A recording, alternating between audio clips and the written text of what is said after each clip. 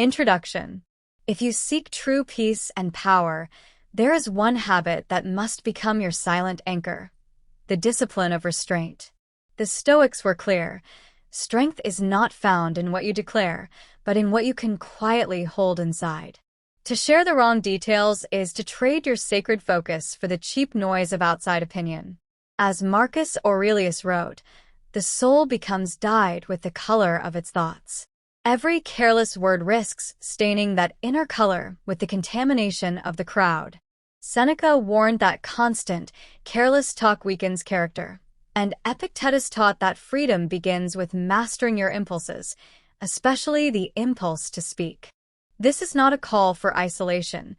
It is a blueprint for sovereignty. Silence is never an absence. It is strength held in reserve. By guarding your inner life, you create the necessary space for growth, resilience, and true virtue. Here are 4 things that Stoicism compels us to keep private to protect our peace, power, and enduring focus. 1. Your deepest goals and intentions. The fire of intention burns brightest in silence and inevitably dims under the gaze of applause. When you speak your dreams prematurely, you are giving the world permission to interfere with them, not merely with support, but with a torrent of expectations, doubt, and distracting encouragement. Deeper explanation. The dopamine trap. The fundamental danger is that declaring a goal releases the same feel-good hormone, dopamine, that you would receive from achieving it. This talking becomes a psychological substitute for doing. You experience the momentary satisfaction of being recognized as a person who is going to do X, which drains the critical energy needed for actual, difficult execution.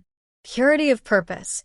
The Stoics emphasize that your philosophy and your purpose must be lived, not announced.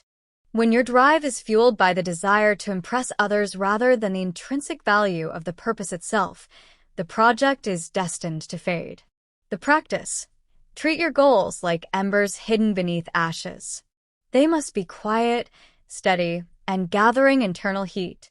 The suggested practice is to write your ambitions privately, review them when the world is still, and embrace a 30-day silence about your plans. Let your results be the announcement. They speak louder than any declaration. 2. Your struggles and weaknesses. Pain and suffering are universal, but the Stoic path lies in transforming that suffering into wisdom and discipline.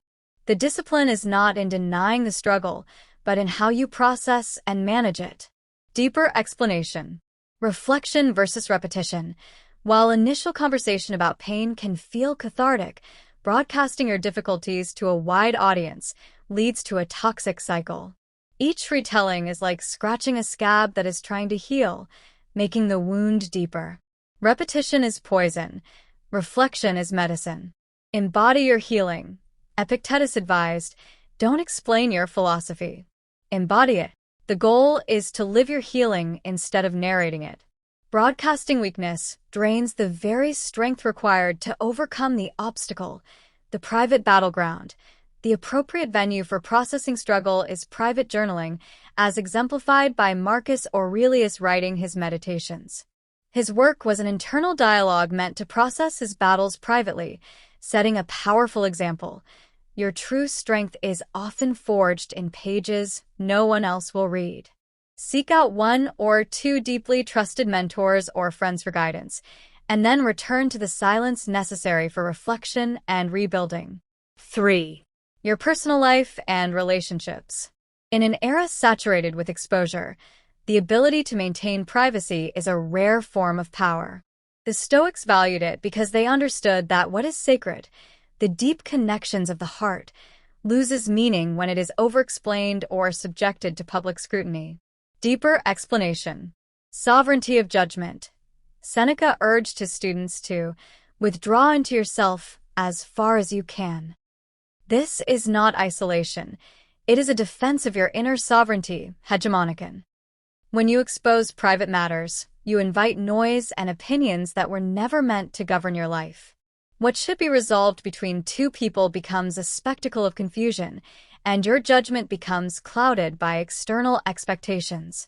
Clarity versus anxiety. True clarity lives at the center of your own judgment, away from public noise. The crucial practice is to pause for 24 hours before sharing a detail of your personal life and ask, am I sharing this to connect or to be seen? Sharing driven by anxiety, the need to be seen, should be avoided. Sharing that comes from a place of peace, the need to connect, is genuine. Quiet warmth. Your personal life is a flame. Too much oxygen, public exposure, burns it out. Too little suffocates it. Balance is found in quiet warmth, not public fire. Protect your inner circle and the roots of love will grow deeper in silence. Your good deeds and acts of virtue. This point is perhaps the most difficult in the modern age of digital applause. The Stoics taught that true virtue requires no witness. In fact, when kindness comes with a hashtag, it ceases to be goodness and becomes performance. Deeper explanation. Virtue is its own reward. Marcus Aurelius firmly stated, when you have done a good act, don't look for applause. It is enough to have done it. The moment you seek recognition, the act stops being good. It becomes a transactional performance aimed at validation, purity of intention. The goal of the Stoic is to cultivate eudaimonia, flourishing/living in accordance with virtue, and this is an internal metric. To boast about a good deed, even subtly, is to admit you are seeking validation from the external world instead of finding fulfillment in the act itself. The secret practice. The highest form of virtue is demonstrated through acts of goodness that no one knows about. Try offering help anonymously, donating without a name, or praising someone behind their back. Notice the freedom that comes when no one is watching. That is the feeling of real virtue. Virtue done for applause fades quickly. Virtue done for internal growth endures forever. Conclusion. When you protect what is private, you protect your power. Every unnecessary word you save becomes valuable energy that you can redirect toward building, enduring, and becoming the person you intend to be. The Stoics were not silent out of fear, but out of understanding that speech must follow mastery, not replace it. Remember these 4 acts of silent discipline. Keep your goals private until they are grounded in action. Keep your struggles private until they have become wisdom. Keep your personal life private so it can breathe without judgment. Keep your good deeds private so your virtue remains pure. Each boundary you draw creates crucial inner space. Privacy isn't hiding. It is the focused, deliberate art of letting your actions make the noise while your soul stays still. Imagine your mind as a walled garden. Inside are the seeds of your best self, discipline, patience, and courage. If you open the gate prematurely, wind, noise, and distraction will destroy the crop. But if you close the gate and tend to your garden quietly, it will grow strong enough to withstand any storm. Guard your silence, because when you make peace your daily practice, you don't just survive life, you master it.